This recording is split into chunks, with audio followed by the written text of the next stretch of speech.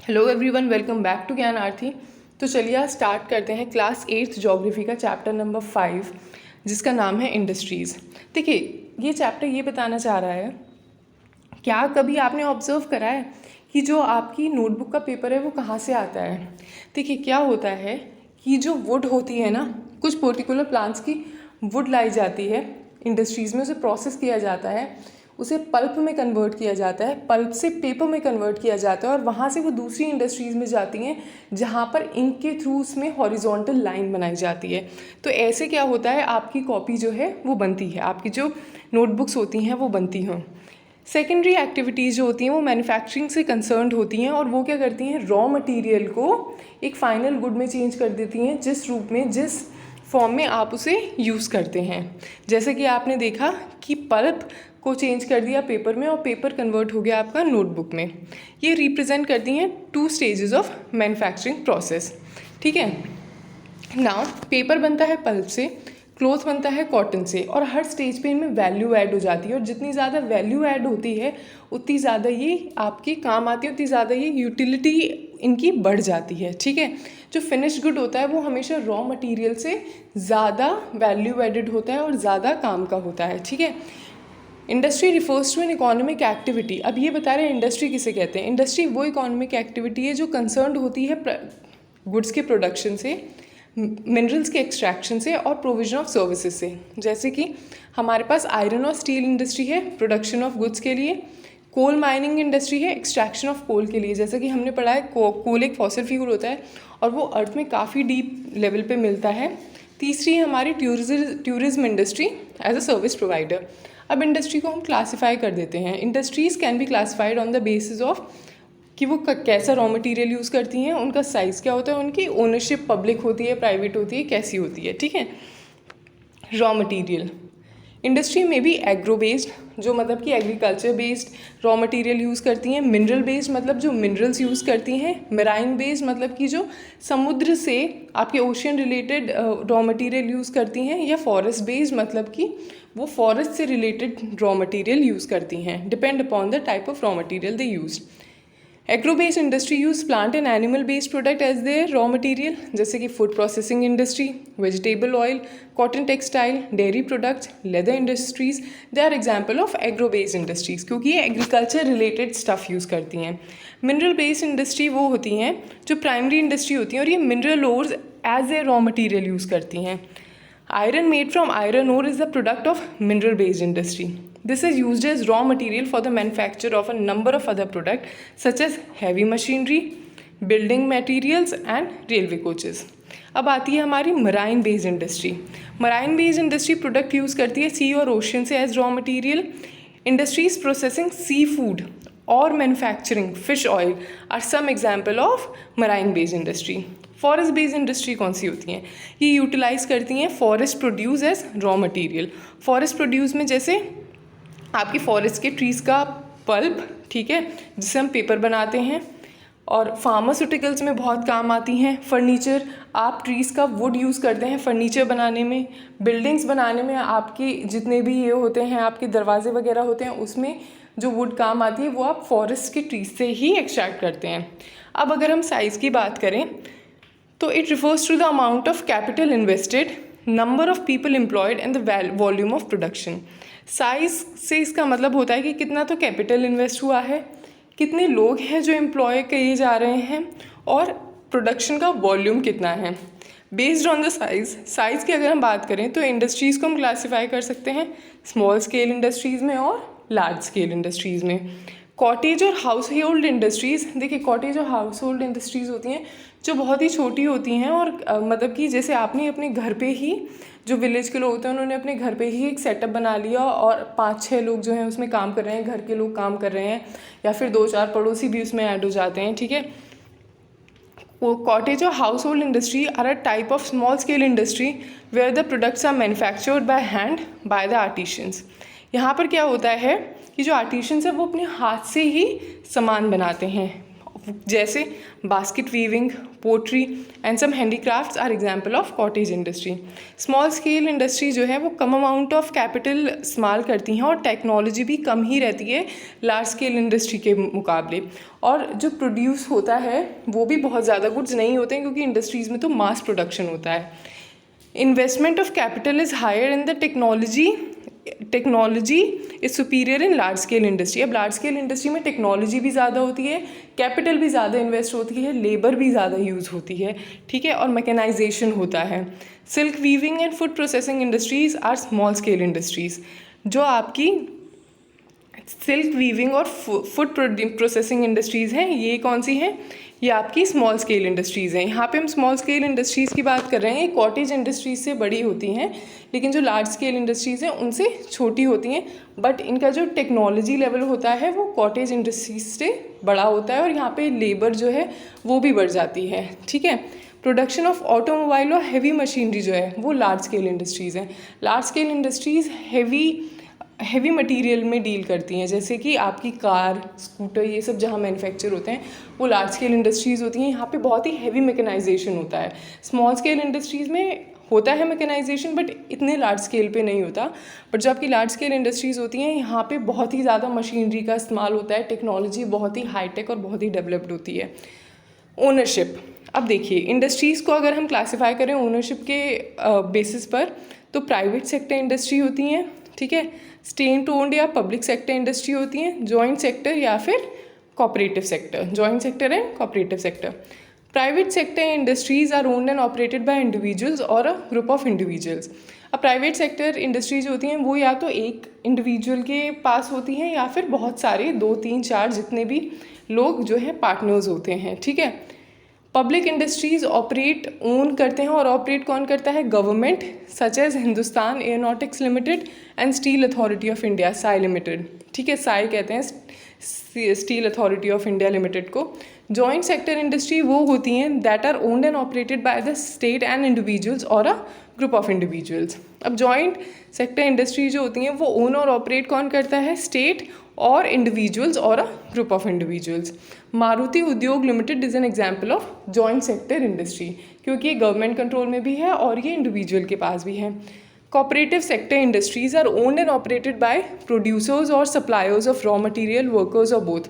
अब कोऑपरेटिव से आप समझिए कि इसमें जो कॉपरेशन होता है, ये जो इंडस्ट्री होती हैं ये काफ़ी लोगों की होती है, स्पेशली उनकी जो प्रोड्यूसर होते हैं, दूसरे वो जो सप्लायर होते हैं रॉ मटेरियल के, या फिर वर्कर, या फिर ये सब, इन सब का जो है अमलगमेशन होता है, वो कोऑपरेटिव सेक्टर इंडस्ट्रीज़ कहलाती हैं, जैसे कि Anand milk union limited and Sudha dairy as a success stories of cooperative ventures.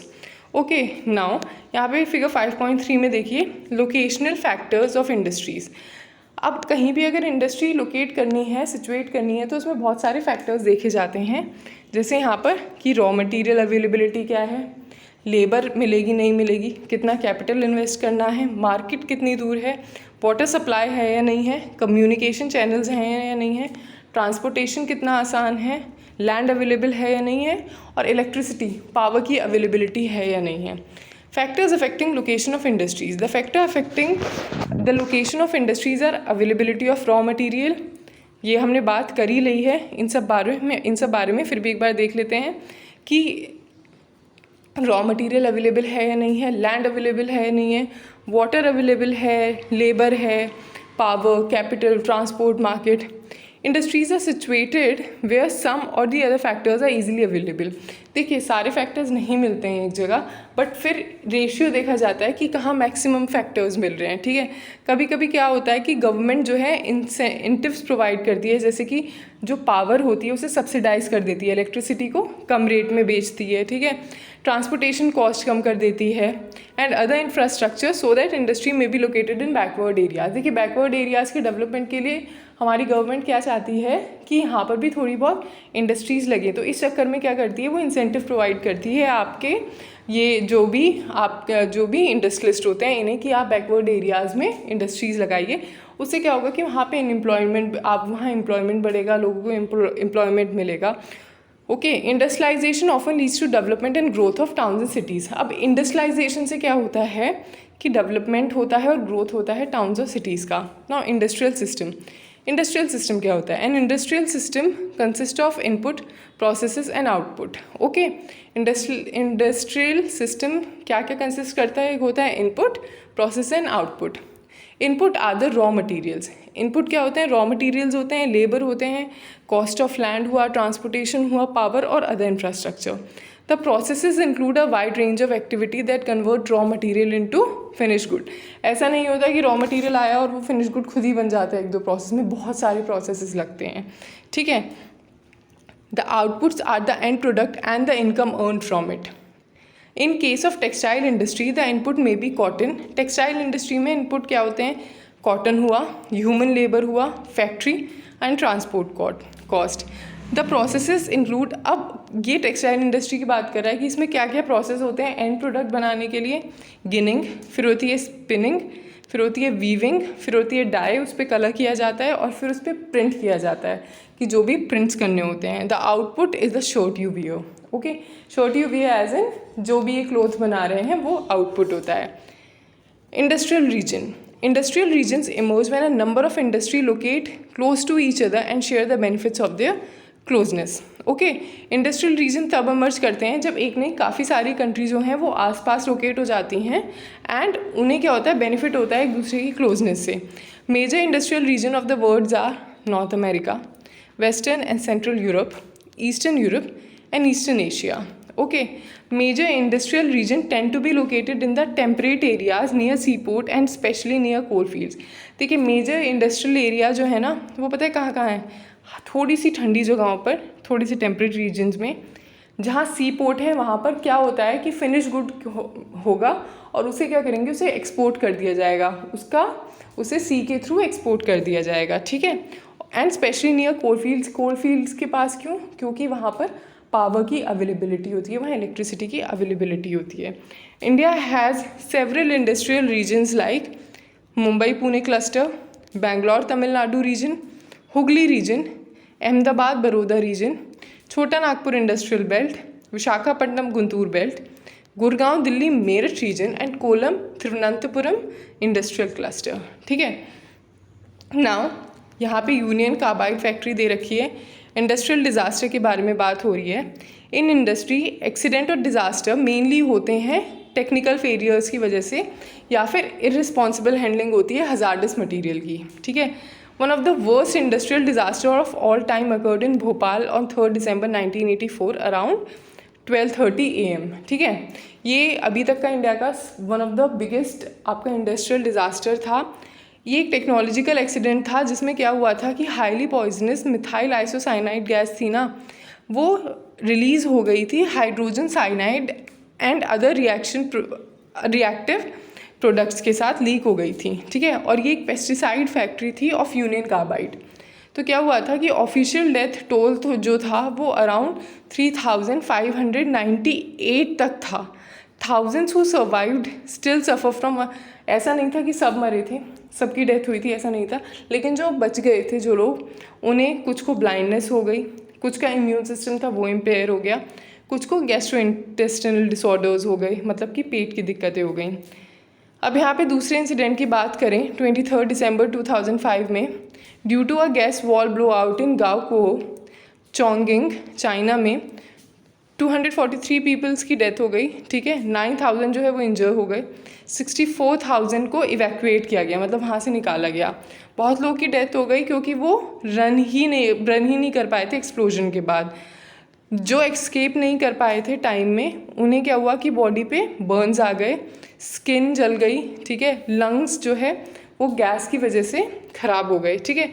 Risk reduction measures, अब हम किसी भी रिस्क को कम कैसे कर सकते हैं ये उस मेजर के बारे में बता रहा है कि जो डेंसली पॉपुलेटेड रेजिडेंशियल एरिया होते हैं ना, उन्हें इंडस्ट्रियल एरिया से दूर रखना चाहिए।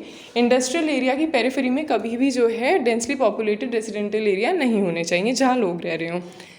जो लोग इंडस्ट्रीज़ की विसिनिटी में रहते हैं, मतलब आसपास रहते हैं, उन्हें अवेयर होने चाहिए कि वहाँ पर टॉक्सिन स्टोर होंगे या हज़ार्डस सब्सटेंस स्टोर्ड होंगे और उनके क्या इफ़ेक्ट हो सकते हैं अगर कोई भी एक्सीडेंट हुआ, अगर ये टॉक्सिन्स रिलीज़ कर गए तो, ठीक है।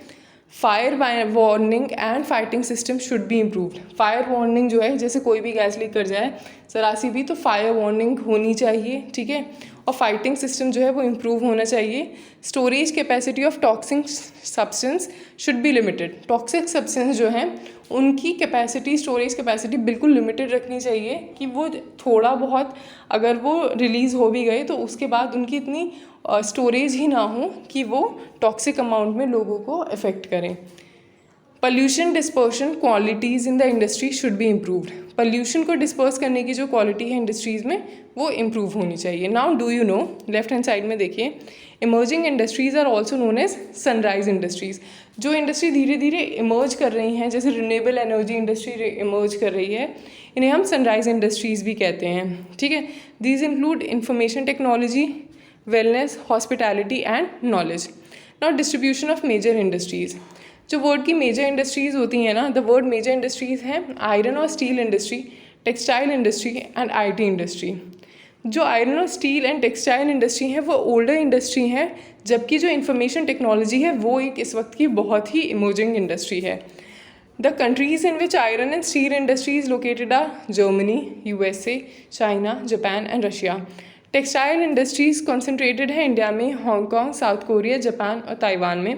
मेजर हब्स आईटी इंडस्ट्री के, इंफॉर्मेशन टेक्नोलॉजी इंडस्ट्री के हैं Silicon Valley of central California and Bangalore region of India.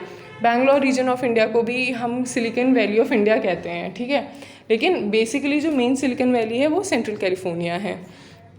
Now glossary. Smelting का मतलब क्या होता है? स्मेल्टिंग का ये एक प्रोसेस होता है जिसमें मेटल्स को एक्सट्रैक्ट करा जाता है उनके ओर से by heating beyond the melting point. Heat किया जाता है उस ओर को मेल्टिंग पॉइंट के beyond. Now iron and steel industry, like other industry, iron and steel industry too comprise various input process and outputs. ये भी multi layer process होता है। This is a feeder industry whose products are used as raw material for other industry.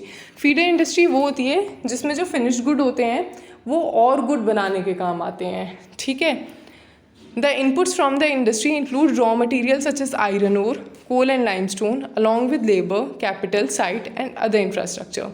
The process of converting iron ore into steel involves many stages. जो ये process होता है ना iron ore को steel में convert करने का, ये बहुत सारे स्टेजेस में डिवाइडेड होता है। रॉ मटेरियल को पहले ब्लास्ट फर्नेस में रखा जाता है जहाँ इसकी स्मेल्टिंग होती है, फिर स्मेल्टिंग के बाद ये रिफ़ाइन करा जाता है। जो आउटपुट होता है स्टील होता है जिसे फर्दर यूज़ किया जाता है बाकी इंडस्ट्रीज़ में एज रॉ मटेरियल। सपोज़ करिए स्टील एक्सट्रैक्ट किया गया, ठीक है, बट स्टील और भी बहुत सारी चीज़ें, जैसे स्टील पाइप्स बनाने का काम आता है, तो यहाँ से स्टील दूसरी इंडस्ट्रीज़ में जाता है जहाँ पाइप्स बनते हैं, ठीक है, और स्टील वहाँ पे as a raw material use होता है। मतलब कि कहीं का फिनिश प्रोडक्ट कहीं और as a raw material use होता है, ठीक है। Now steel is tough and it can be shaped, cut and made into wire. Special alloy of steel can be made by adding small amount of other metals such as aluminium, nickel and copper. Alloy gives steel unusual hardness, toughness and ability to resist rust. Rusting आपने सुना होगा कि क्या करते हैं कि rust कर जाते हैं आपके मेटल्स, ठीक है। तो अलॉय जो है वो पावर देते हैं स्टील को जिससे वो रस्टिंग को रेजिस्ट कर जाए। स्टील को ऑफन कहा जाता है backbone of modern industry. Almost everything we use is either made of iron और स्टील। चाहे हम कोई भी चीज़ यूज़ कर रहे हैं या तो आयरन की बनी हुई है या वो स्टील की बनी हुई है, और has been made with tools and machinery of these metals, या फिर वो ऐसी किसी टूल से बनी हुई है जो आयरन या स्टील के हों। Ships, train, trucks and autos are made largely of steel. Even the safety pins and the needles you use are made of steel. Oil wells are drill with steel machinery. Oil wells को जो है drill machinery से ही drill किया steel machinery से ही drill किया जाता है। Steel pipelines transport oil. देखिए पाइपलाइंस होती हैं जिसके थ्रू आपका ऑयल ट्रांसपोर्ट होता है, वो भी ही स्टील की बनी होती हैं। Minerals are mined with steel equipment. Minerals को माइन किससे किया जाता है? स्टील इक्विपमेंट के थ्रू। ये सब जो है आपके मेटल, ये सारे आपके स्टील के फ़ायदे हैं, स्टील के एडवांटेजेस हैं, या स्टील किस तरीके से यूज़ करी जाती है। Farm machines are mostly steel. Farm machines, जो फार्मिंग में मशीन्स यूज़ होती हैं वो भी स्टील की बनी होती हैं। लार्ज बिल्डिंग्स, उनके जो फ्रेमवर्क होते हैं, ठीक है, उनका जो एक ढांचा जिसे हम कहते हैं वो भी स्टील का ही बना हुआ होता है। अब देखिए यहाँ पे लिखा हुआ है कि before 800 AD anno Domini iron and steel industries were located where raw material power supply and running water was easily available. मतलब कि जहाँ मोस्टली आपको इलेक्ट्रिसिटी भी मिल जाए, पानी भी मिल जाए, ऐसी जगह सिचुएटेड थी। बाद में क्या हुआ कि ideal location for the industry was near coal fields and close to canals and highways. फिर 1950 में क्या हुआ, आयरन और स्टील इंडस्ट्री को लोकेट होने लगी जहाँ पे फ्लैट लैंड अवेलेबल हो सी के पास में, समुद्र के पास में, because by this time steel work has become very large and iron ore had been imported from overseas.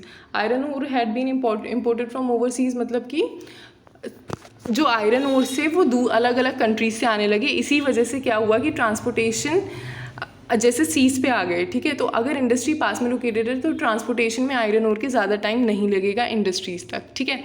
In India iron and steel industries have develop taking advantage of raw material, cheap labor, transport and market. All the important steel producing centers such as Bhilai, Durgapur, Burnpur, Jamshedpur, Rourkela, Bokaro are situated in a region that spread over 4 states. ये जो हमारी iron और steel industry है ना, ये mainly 4 state में concentrated है, waste Bengal, Jharkhand, Odisha और छत्तीसगढ़। भद्रावती और विजयनगर कर्नाटका में, विशाखापट्टनम आंध्र प्रदेश में, सालेम तमिलनाडु में and other important steel centres utilising local resources. India steel production increase from 1 million ton in 1947 to 13 million ton in 2002। तो इतना ज़्यादा जो है आपका स्टील का कंजप्शन है, ठीक है। Tata iron and steel company Jamshedpur, 1947 से पहले सिर्फ एक ही आयरन और स्टील प्लांट था इंडिया में, वो था TISCO, Tata iron and steel company limited. ये एक प्राइवेटली ओन्ड कंपनी है। इंडिपेंडेंस के बाद से गवर्नमेंट ने इनिशिएटिव ले लिया और सेवरल आयरन और स्टील प्लांट जो है वो प्लेस करे गए, ठीक है, लगाए गए। टिस्को वो स्टार्टेड इन 1907, ठीक है। और ये कहाँ पे लगाई गई थी? Sakchi, near the confluence of the river Subarnarekha and Kharkai in Jharkhand, ठीक है। तो आप याद रखेंगे कहाँ पे टिस्को सेटअप करी गई थी और कब करी गई थी? 1907 में करी गई थी साक्षी में। और साक्षी कहाँ है? कॉन्फ्लुएंस, मतलब कि जहाँ पर 2 नदियाँ मिलती हैं उसे कॉन्फ्लुएंस कहते हैं। ये सेटअप करी गई थी on the confluence of river Subarnarekha and Kharkai in Jharkhand. State कौन सी है? Jharkhand. Geographically Jamshedpur is most conveniently situated iron and ore centre in the country. देखिए अभी भी ये माना जाता है कि सबसे ज़्यादा अगर कोई company, iron and steel company सबसे अच्छी जगह सिचुएटेड है तो वो टिस्को ही है, ठीक है। यहाँ पे देखिए ये पूरा मैप दिखा रखा है, यहाँ पे ब्लू कलर की लाइन ये सुब्रनेखा रिवर दिखा रखी है आपको, ठीक है। और ये टाटा स्टील वर्क दिखा रखा है, गोल्फ कोर्स दिखा रखा है, खाकराय रिवर दिख रही है आपको, ठीक है, लेफ्ट हैंड साइड पर। Now Sakchi was chosen to set up the steel plant for several reason. अब बहुत सारे रीजन थे जिस वजह से साक्षी को चूज़ करा गया। The place was only 32 kilometre away from Kalimati station of Bengal Nagpur railway line. एक तो ये रेलवे स्टेशन से सिर्फ 32 किलोमीटर दूर थी, दूसरा ये आयरन ओर के बहुत क्लोज थी, कोल यहाँ पे बहुत अच्छे से मिलता था और मैग्नीज डिपॉजिट भी यहाँ पे काफ़ी ज़्यादा मात्रा में थे, as well as to Calcutta which provide a large market. दूसरी बात, मार्केट भी बहुत ईजिली अवेलेबल था पास में, जो कि आपका कोलकाता था, ठीक है। कोलकाता कहाँ है? वेस्ट बंगाल में। टिस्को को कोल मिलता है झाड़िया कोल फील्ड से, and iron ore, limestone, dolomite and manganese ore from Odisha and Chhattisgarh, ठीक है। तो खाकराय और सुब्रनेका रिवर वैसे ही आप सफिशेंट वाटर सप्लाई कर रही थी। Government initiatives provide adequate capital for its later development. फिर बाद में गवर्नमेंट के इनिशिएटिव के थ्रू एडिक्वेट कैपिटल भी मिलने लगा जिससे इसका एडिक्वेट डेवलपमेंट हो, ठीक है। तब तो जब ये कंपनी लगी थी तब तो हमारे देश में ब्रिटिशर्स का शासन था, ठीक है, ब्रिटिश रूल करते थे इंडिया को। In Jamshedpur several other industrial plants were set up after TISCO. TISCO के बाद में और भी काफ़ी सारे इंडस्ट्रियल प्लांट्स वहाँ पे सेटअप हुए अलग अलग चीज़ों को प्रोड्यूस करने के लिए, जैसे chemicals, locomotive plant, agriculture equipment, machinery, tin plate, cable and wire. The development of iron and steel industry opened the door to rapid industrial development in India. ये जो आयरन और स्टील इंडस्ट्री के development की वजह से ना और भी ज़्यादा इंडस्ट्रियल डेवलपमेंट होने लगा इंडिया में, क्योंकि जो आयरन एंड इंडस्ट्रीज का फाइनल गुड था वो और गुड्स के लिए as a raw material use होने लगा. Almost all sectors of Indian industry depend heavily on the iron and steel industry for their basic infrastructure. जैसे कि हमने बात करी, the Indian iron and steel industry consist of a large integrated steel plants as well as mini steel mills. It also include secondary product rolling mills and ancillary industries. Now left hand side पे do you know में देखिए, the name of Great Lakes are Superior. Great Lakes के जो नाम हैं वो क्या है? Superior, Huron, Ontario, Michigan and Erie. Lake Superior जो है सबसे लार्जेस्ट रिवर है इन 5 लेक्स में से, and it lies higher upstream than other, और ये ज़्यादा ऊंचाई पे है बाकी रिवर्स से. नाउ पिट्सबर्ग के बारे में बात करते हैं. एक इम्पॉर्टेंट स्टील सिटी है यूनाइटेड स्टेट्स ऑफ अमेरिका में. The steel industry at Pittsburgh enjoys locational advantage. ये जो स्टील इंडस्ट्री है इसकी एक लोकेशनल एडवांटेज है. वो क्या है? जो वहाँ पे रॉ मटेरियल है जैसे कि कोल है वो लोकली अवेलेबल है. आयरन ओर जो है वो मिलता है आयरन माइन से जो मिनीसोटा में है, about 1500 kilometre from Pittsburgh. Between these mines and Pittsburgh is one of the world's best route for shipping और cheaply the famous Great Lakes waterway. अब इनके बीच में ना सबसे बड़ी चीज़ क्या है कि ग्रेट लेक्स इस एरिया के पास पड़ती हैं. ठीक है, तो क्या है कि शिपिंग बहुत आसानी से हो जाती है. ट्रेन्स जो है वो लेक्स तक कैरी कर लेती हैं आपके जो भी सामान है. उसके बाद वहाँ से जो है इन्हें शिप्स में भर के इन्हें भेज दिया जाता है जहाँ पर इन्हें सेल करना है. ठीक है. Now the Ohio, the Monongahela and Allegheny rivers provide the adequate water supply. अब वाटर सप्लाई के लिए भी यहाँ पर रिवर्स हैं. Today very few of the large steel mills are in Pittsburgh itself. They are located in the valleys of Monongahela and Allegheny River above Pittsburgh and along the Ohio River below it. Finished steel is transported to the market by both land and water routes. जो Pittsburgh area है यहाँ पे बहुत सारी factories हैं, steel mills को भी छोड़कर. ये स्टील यूज़ करती हैं एज अ रॉ मटेरियल जिससे डिफरेंट तरह के प्रोडक्ट्स बना सकें, जैसे कि रेल रोड इक्विपमेंट हुआ, हैवी मशीनरी हुई या फिर रेल्स हुई. ठीक है.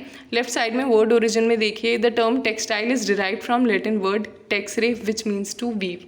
नाउ कॉटन टेक्सटाइल इंडस्ट्री देखते हैं. Weaving cloth from yarn is an ancient art. ये कोई नई चीज़ नहीं है. पहले भी जब पुराने टाइम में भी क्लोथ को वीव किया जाता था यार्न से. ठीक है. Cotton, wool, silk, jute, flax has been use for making clothes. ये सारे मटेरियल यूज़ किए जाते हैं क्लोथ बनाने में. जो टेक्सटाइल इंडस्ट्री है इसे डिवाइड किया जाता है on the basis of raw material which is used in them. Fibres are raw material of textile industry. Fibres जो है रॉ मटेरियल है आपकी टेक्सटाइल इंडस्ट्री के. फाइबर नेचुरल भी हो सकते हैं और मैन मेड भी हो सकते हैं. नेचुरल फाइबर्स जो होते हैं वो ऑब्टेन होते हैं वुल से, सिल्क से, cotton, लाइनन and jute. Man made fibres जो हैं वो है नायलॉन, पॉलिस्टर, एक्रिलिक और रेयॉन. जो नायलॉन, पॉलिस्टर, एक्रिलिक और रेयॉन है इनकी तो इंडस्ट्रीज़ भी होती हैं. ठीक है. तो cotton textile industry is one of the oldest industry in the world till industrial revolution. Industrial revolution आया था 18th सेंचुरी में. उससे पहले कॉटन जो है, कॉटन का कपड़ा हाथ से बनाया जाता था. हैंड स्पिनिंग टेक्निक यूज़ होती थी, लूम्स यूज़ होते थे. In the 18th century power loom facilitated the development of cotton textile industry, first in Great Britain and later in other parts of the world. आज के time में India, China, Japan और USA important producer हैं cotton textile के. India has a glorious tradition of producing good quality cotton textile. India का एक बहुत ही glorious tradition है और हम जो है बहुत ही अच्छी क्वालिटी की कॉटन टेक्सटाइल बनाते हैं. बिफोर द ब्रिटिश रूल से पहले इंडिया का जो हैंड स्पन कॉटन था ना, हैंड स्पन और हैंड वोवन कॉटन था, उसको ऑलरेडी इंटरनेशनल मार्केट में बहुत ही बड़ा मार्केट था. ठीक है. इंटरनेशनल मार्केट में काफ़ी मांग थी. The muslins of Dhaka. Muslin जो है it's a variety of cotton जो कि ढाका बांग्लादेश में है. Chintzes of Masulipatnam, calicoes of Calicut and gold wrought cotton pieces of Burhanpur, Surat and Vadodara were known world wide for their quality and design.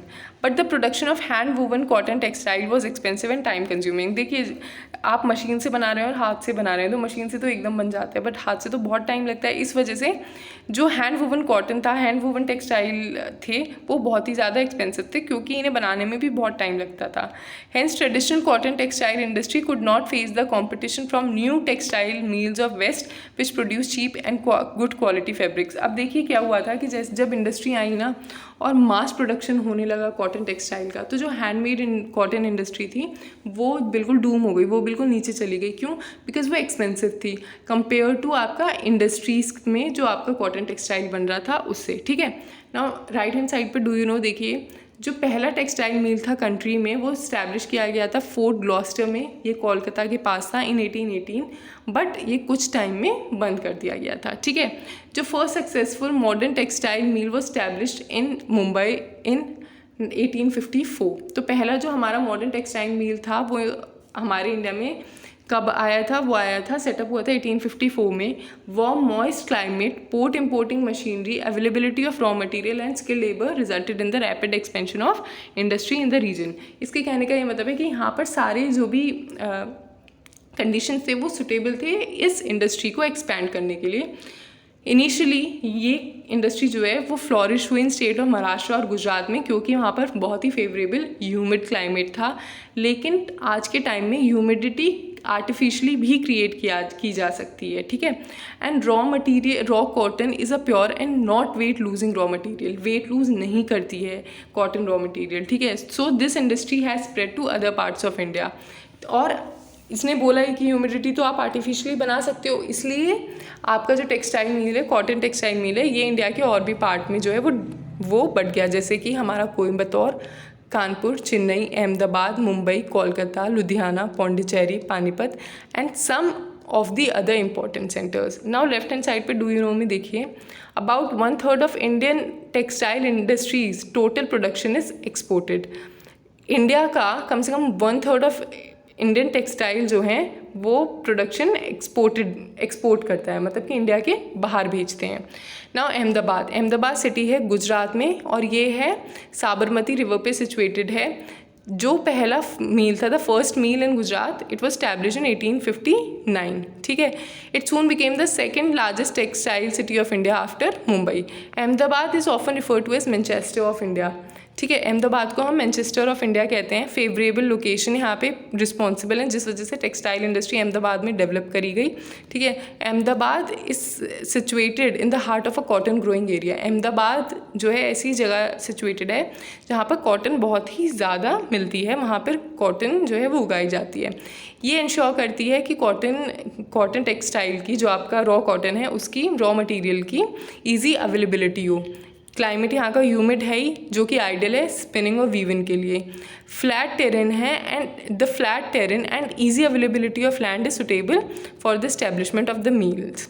Now the densely populated state of Gujarat काफ़ी densely populated है, महाराष्ट्र भी densely populated है and they provide both the state provide both skilled and semi skilled labour. Well developed road and railway, आपके हमारे India के developed states में से एक हैं दोनों, गुजरात और आपका महाराष्ट्र। तो यहाँ पे जो रोड ट्रांसपोर्ट है और रेलवे ट्रांसपोर्ट है ये भी बहुत अच्छे से डेवलप्ड है, जो प्रोवाइड करता है इजी ट्रांसपोर्टेशन टेक्सटाइल के लिए इंडिया के डिफरेंट पार्ट्स में and thus providing easy access to the market. Mumbai port nearby facilitates import of the machinery and export of cotton textile. Mumbai में काफ़ी बड़े बड़े पोर्ट हैं और यहाँ से जो है टेक्सटाइल एक्सपोर्ट भी करे जाते हैं, मशीनरी इम्पोर्ट भी करी जाती हैं। बट पिछले कुछ सालों में अहमदाबाद टेक्सटाइल मिल्स जो हैं उसमें सब कुछ प्रॉब्लम्स आने लगी हैं। बहुत सारी टेक्सटाइल मिल बंद भी हो चुकी हैं और इसका प्राइमरी रीज़न ये है कि जो हमारी रेस्ट ऑफ द कंट्री में और भी सारे टेक्सटाइल सेंटर खुल गए हैं और वहाँ पे मशीनरी काफ़ी ज़्यादा अपग्रेडेड मशीनरी यूज़ हो रही हैं, ज़्यादा साइंस एंड टेक्नोलॉजी लगा के ज़्यादा मील्स ज़्यादा प्रोडक्शन कर रहे हैं, ठीक है।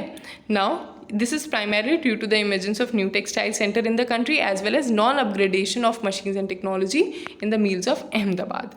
Now यहाँ पे हम बात करते हैं ओसाका के बारे में। ओसाका एक इम्पॉर्टेंट टेक्सटाइल सेंटर है जापान में, इसे कहा जाता है मैनचेस्टर ऑफ जापान। इंडिया में मैनचेस्टर ऑफ इंडिया किसे कहा जाता है? अहमदाबाद को, ठीक है। तो टेक्सटाइल इंडस्ट्री डेवलप हुई ओसाका में सेवरल जोग्राफिकल फैक्टर्स की वजह से। यहाँ का प्लेन जो है वो बहुत एक्सटेंसिव है ओसाका के अराउंड, इसका मतलब कि लैंड इजीली अवेलेबल था कॉटन ग्रो करने के लिए, ठीक है, और कॉटन मिल्स लगाने के लिए। क्लाइमेट वार्म है और ह्यूमिड है जो कि बहुत ही वेल सूटेड है स्पिनिंग के लिए और वीविंग के लिए कॉटन के लिए। जो रिवर योदो है, ठीक है, रिवर योदो है, it provides sufficient water for the meals, labour भी इजीली अवेलेबल है, पोर्ट पास में लोकेट है जो फैसिलिटेट करता है रॉ कॉटन का इंपोर्ट और जो फिनिश्ड आपके गुड्स होते हैं, टेक्सटाइल होते हैं, उसके एक्सपोर्ट के लिए, ठीक है। जो टेक्सटाइल इंडस्ट्री है ओसाका की, वो डिपेंड करती है upon import of raw materials. Cotton जो है वो इम्पोर्ट करी जाती है इजिप्ट से, इंडिया से, चाइना से और यूएसए से। जो फिनिश्ड प्रोडक्ट होता है वो एक्सपोर्ट किया जाता है and has a good market due to good quality and low price. Good market कब होता है? जब आप क्वालिटी भी अच्छी दे रहे हो और आप ज़्यादा चार्ज भी ना कर रहे हो। Though it is one of the important textile cities in the world of late, the cotton textile industry of Osaka has been replaced by other industries such as iron and steel industry, machines, machinery, shipbuilding, automobiles, electrical equipment and cement. धीरे धीरे क्या हुआ है कि वहाँ की जो textile industry है वो और इंडस्ट्री से सब्स्टिट्यूट हो रही है, जैसे कि आपकी आयरन और स्टील इंडस्ट्री हुई, मशीनरी हुई, शिप बिल्डिंग इंडस्ट्री हुई, ऑटोमोबाइल्स हुए, इलेक्ट्रिकल इक्विपमेंट हुए और सीमेंट हुए, ठीक है। नाउ बात आती है हमारी इंफॉर्मेशन टेक्नोलॉजी आईटी की।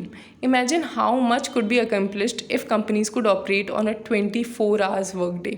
ये कह रहा है कि अगर 24 आवर्स आप काम कर सकें तो कितना ज़्यादा प्रोडक्शन होगा, कितना ज़्यादा अकम्प्लिशमेंट होगा, ठीक है। कुछ सॉफ्टवेयर कंपनीज यूएसए की और बेंगलोर इंडिया में इन्होंने हैंड जॉइन करे हैं कि हाँ हम ये अचीव करेंगे।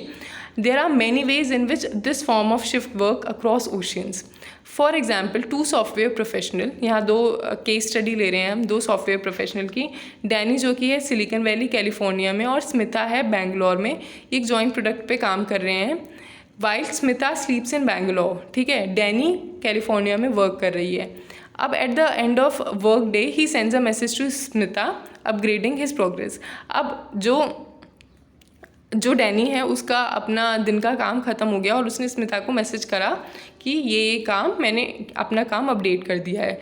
जब वो वर्क पे अराइव करती है स्मिता बेंगलोर में, a couple of hours later she notices a message that awaits her. She gets to work on the project straight away. By the end of her work day, she relays the result of her efforts back to California. जब वो अपना काम ख़त्म करती है तो अपने efforts के बारे में वापस कैलिफोर्निया में बताती है, ठीक है। By the way they communicate and work together, it is as if they were sitting in adjoining office. इस तरीके से वो ऐसे काम करते हैं जैसे कि वो एक ही ऑफिस में बैठ के काम कर रहे हों, ठीक है। तो इंफॉर्मेशन टेक्नोलॉजी एक continuously evolving, continuously working industry है। The IT industry deals in the storage, processing and distribution of information. तो information technology की अगर basic definition की बात करें तो ये है that the IT technology industry deals in the storage, processing and distribution of information. Today this industry has become global. आज के टाइम में इंडस्ट्री ग्लोबल हो गई है। ये ऐसा इसलिए हुआ है टेक्नोलॉजिकल, पॉलिटिकल और सोशो इकोनॉमिक इवेंट्स की वजह से। जो मेन फैक्टर्स है जो इन कंट्रीज़ की लोकेशन को काउंट करते हैं वो है रिसोर्स अवेलेबिलिटी क्या है, कॉस्ट क्या है और इंफ्रास्ट्रक्चर कैसा है। जो मेजर हब्स हैं आईटी इंडस्ट्री के वो हैं सिलिकॉन वैली कैलिफोर्निया और बेंगलोर इंडिया में, ठीक है। बेंगलोर जो है वो सिचुएटेड है डेक्कन प्लेटू में, from where it gets its name Silicon Plateau. The city is known for its mild climate throughout the year. यहाँ पे बहुत एक्सट्रीम क्लाइमेट नहीं रहता, बहुत ही माइल्ड क्लाइमेट रहता है।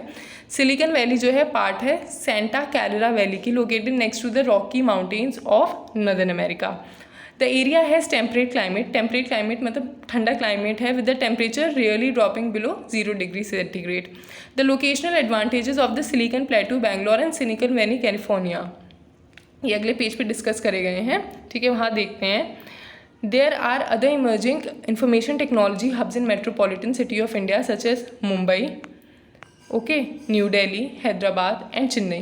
Other cities such as Gurgaon, Pune, Thiruvananthapuram, Kochi and Chandigarh are also important city centers of IT industry. However, Bangalore has always had a unique advantage as a city highest availability of middle and top management talent. Bangalore India में कई जगहों पे, जैसे यहाँ पे इन्होंने discuss कराया कि चेन्नई है, हैदराबाद है, न्यू दिल्ली है, यहाँ पर भी आईटी इंडस्ट्री उठ के आ रही हैं। बट बेंगलोर जो है, बेंगलोर बिल्कुल यूनिक है। बेंगलोर के पास एडवांटेज है क्योंकि यहाँ पे हाईएस्ट अवेलेबिलिटी है मिडिल और टॉप मैनेजमेंट टैलेंट की, ठीक है। यहाँ पर जो आपका टैलेंट है वो बहुत ही ईजिली अवेलेबल है। लेफ्ट साइड में देखिए, being Bangalore means to lose one's job to someone in the city of Bangalore, Okay, few years ago, many IT jobs in USA were outsourced to countries like India, where equally skilled labor was available at a low salaries. देखिए India में क्या है ना, IT industry इसीलिए इतनी height पर आ गई, इतनी बूम इसलिए कर गई क्योंकि USA के मुकाबले इंडिया का जो यूथ है वो इक्वली टैलेंटेड है, लेकिन यहाँ पर अवेलेबिलिटी है चीप लेबर की। मतलब वही काम जो वहाँ पे इंसान करेगा वो ज़्यादा प्राइस में करेगा, बट इंडिया में वही काम लो प्राइस में हो जाएगा। ठीक है, do you know, left hand side में देखिए, why do high technology industry group together. High technology industry group क्यों होती हैं? ठीक है, they can be located near mid road highway for an easy access. Firm can benefit from exchange of knowledge, services and facilities such as road, car, parks and waste disposal can be organise efficiently. तो अपना work pool करने के लिए। ठीक है, तो I hope you like the video, और ये सारे जो क्वेश्चन आंसर्स हैं ये हम अलग वीडियो में डिस्कस करेंगे। Please like and subscribe to my channel, और अगर कोई भी आपके पास कमेंट हो, please write it in the comment section. Thank you so much. Please hit the like and the subscribe button.